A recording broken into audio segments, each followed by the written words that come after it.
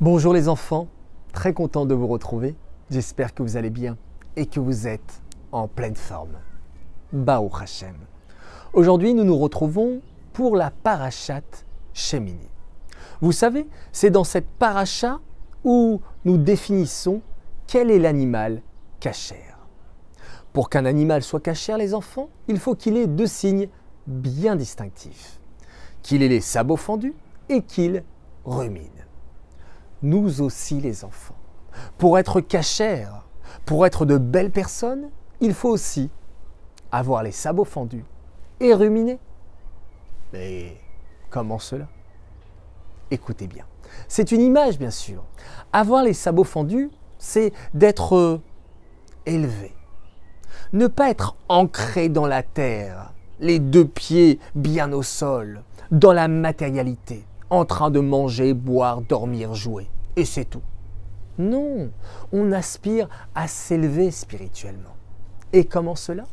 Le sabot doit être fendu, un côté gauche et un côté droit. Le côté gauche qui nous dit « Sourmera », écarte-toi de toute chose mal. Va à Setov, le côté droit, et fais le bien. Fais ta tefila le matin. Remercie les gens autour de toi. Étudie la Torah. Fais de belles actions. Développe tes traits de caractère positivement. Il faut aussi avoir le deuxième signe. Ruminer. Alors, qu'est-ce que cela veut dire ruminer? Explication. Par exemple, une vache va brouter de l'herbe, elle va mettre tout cela dans son premier estomac, la panse, et quelques temps plus tard, lorsqu'elle est tranquille, elle va se poser et elle va mâcher et mâcher et mâcher toute l'herbe qui va revenir dans sa bouche. Cela s'appelle ruminer. C'est un enseignement pour nous les enfants. Il faut savoir prendre le temps. Il faut savoir réfléchir avant d'agir. Oui, c'est un enseignement magnifique. Et pour faciliter cela, je vais vous donner un exemple très simple. Vous êtes prêts? Ok. Donc là, vous avez un point. On va dire que les doigts du haut de la main représentent le cerveau.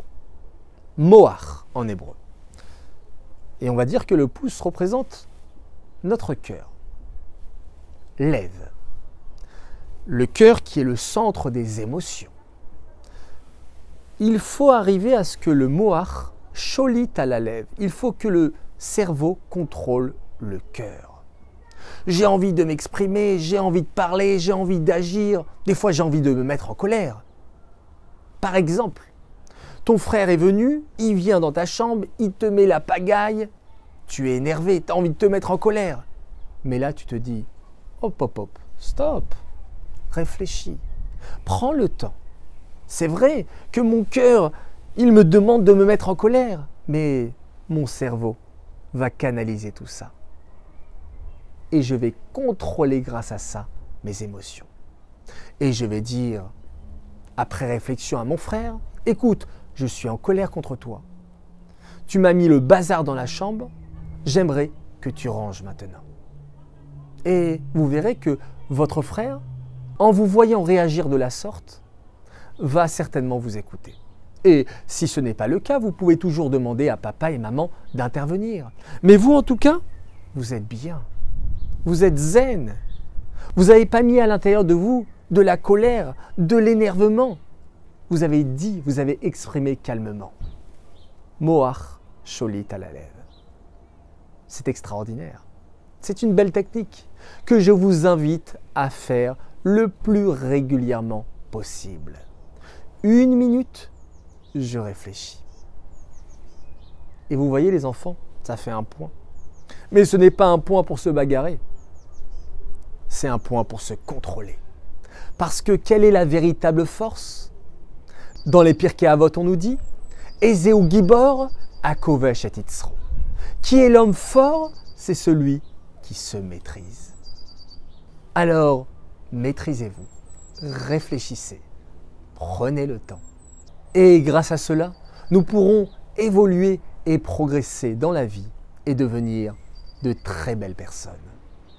Les enfants, je vous dis Shabbat Shalom, de très belles nouvelles et 1 minute, je réfléchis.